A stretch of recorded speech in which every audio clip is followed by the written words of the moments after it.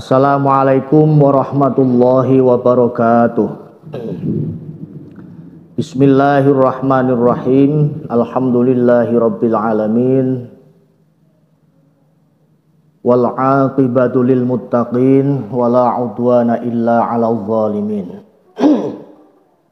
Wassalatu wassalamu ala asyrafil anbiya wa imamil mursalin sayyidina wa maulana Muhammadin wa ala alihi wa sahbihi ajma'in la hawla wa la quwwata illa billahil aliyyil azim. Amma ba'd.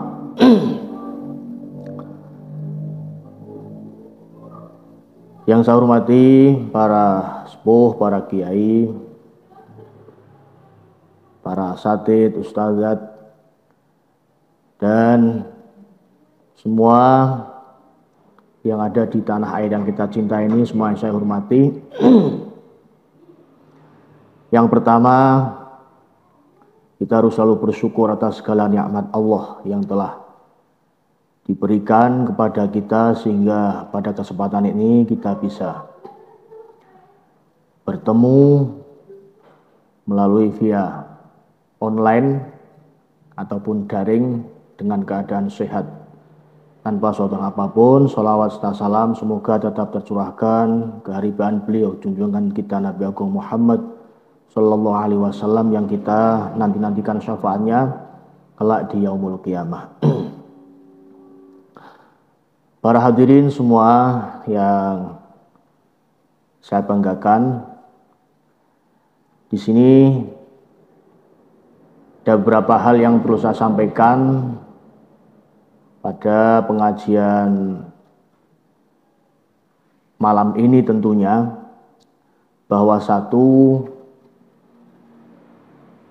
kita perlu khidmat. Dalam syiar agama perlu adanya wadah, dan wadah yang tepat untuk kita dan para generasi muda NU atau generasi muda milenial pada saat ini adalah Nahdlatul Ulama. Pada kesempatan ini kan saya sampaikan beberapa hal, bahwa satu, dalam hidup ini tidak selalu kita itu mulus, akan menemui beberapa hal, termasuk banyak penyakit-penyakit yang sudah ada di dunia ini. Seperti kemarin ada corona, ada penyakit pagebluk dan sebagainya, itu adalah sebagai peringatan Allah. Namun tentu kita masih harus bersyukur, karena apa? Kita masih diberi kesempatan hidup sampai saat ini bisa melewati COVID yang marak sekali kemarin. Hadirin semua yang saya hormati, bahwa ternyata ada penyakit yang tidak bisa dicari obatnya. Imam Abu Lais As-Samarqandi dalam kitabnya Bustanul Arifin mengatakan bahwa salah satu asya'a la iwajalaha. Yang pertama, al-maradu idza khalatohul haram. Ketika ada orang sakit, itu disertai dengan tua atau usia yang sudah senja, sehingga akan sangat sulit. Ketika orang itu sakit masih muda, ada obat, dikasih obat sembuh. Namun ketika sudah tua, menemui usia-usia senja, itu mungkin ada kesulitan. Karena ketika sudah diobati, nanti datang lagi. Diobati karena apa? Karena pengaruh tuanya. Itu kita yang masih muda ini diberikan kesempatan sehat, harusnya tetap semangat untuk berkhidmat tentunya di Nahdlatul Ulama.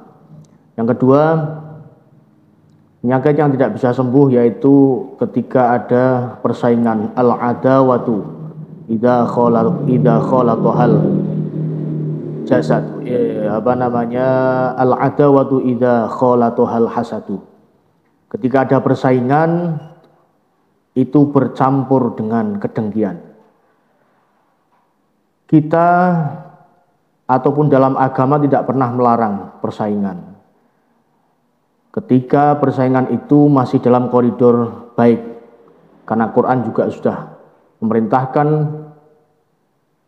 dalam Al-Quran dikatakan fastabiqul khairat, berlombalah dalam kebaikan. Artinya ketika persaingan itu sehat, sportif, tidak ada hasud, tidak ada ketinggian, maka akan tetap berjalan dengan baik. Begitu juga sebaliknya, apabila persaingan itu disertai dengan kedengkian, maka yang timbul adalah dendam. Dan itu yang oleh Nabi sangat dilarang, bahkan umat Islam tidak boleh melakukan. Yang terakhir yaitu al-faqru idza khalatohul kasalu. Jadi orang yang fakir tetapi di situ sudah malas sekalian. Harusnya fakir itu diberikan oleh Allah kesempatan untuk terus berkarya, terus bersemangat untuk mencari pekerjaan, memperbaiki hidupnya. Apa kata dunia ketika orang anak pemuda sekarang malas-malasan, bahkan dalam keadaan yang kurang mampu. Termasuk dalam konteks ini adalah fakir dalam ilmu.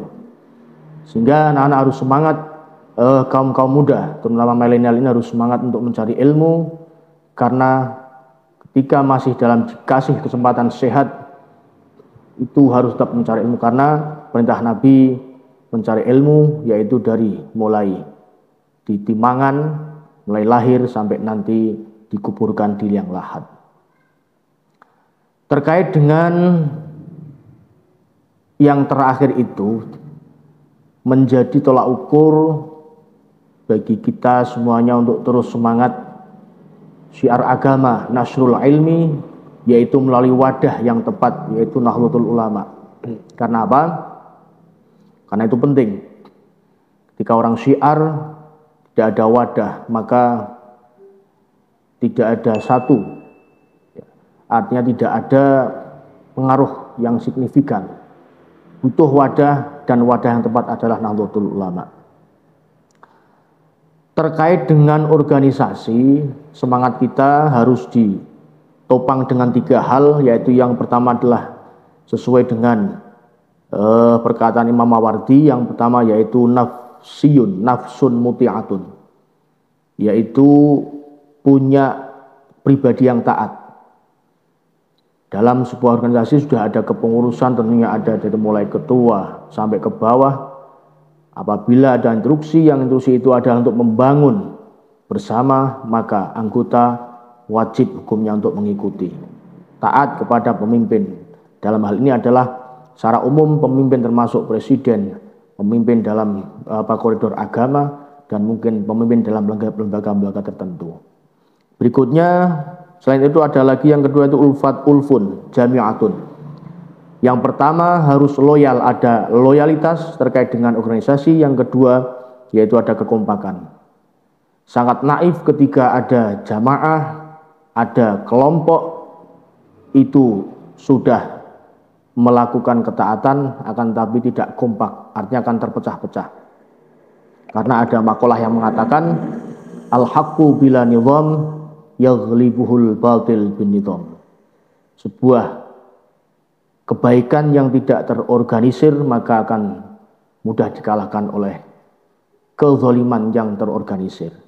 Yang ketiga, terakhir, yaitu madatun kafiatun, yaitu tentunya dalam berorganisasi harus ditopang dengan materi yang cukup, yang memadai. Maka di sini perlu gerakkan dengan kompak, dengan saling bersinergi, dengan saling berinteraksi dengan baik, sehingga tidak ada komunikasi yang putus di tengah jalan yang akan menimbulkan miskomunikasi. Mungkin hanya itu yang saya sampaikan di kesempatan yang baik ini. Semoga pada Ramadan malam yang ke-12 ini kita sudah masuk di 10 hari yang kedua. Semoga selalu mendapatkan maghfirah dari Allah Subhanahu wa taala. Amin amin ya rabbal alamin. Sekian, wallahul muwaffiq ila aqwamit thoriq. Assalamualaikum warahmatullahi wabarakatuh.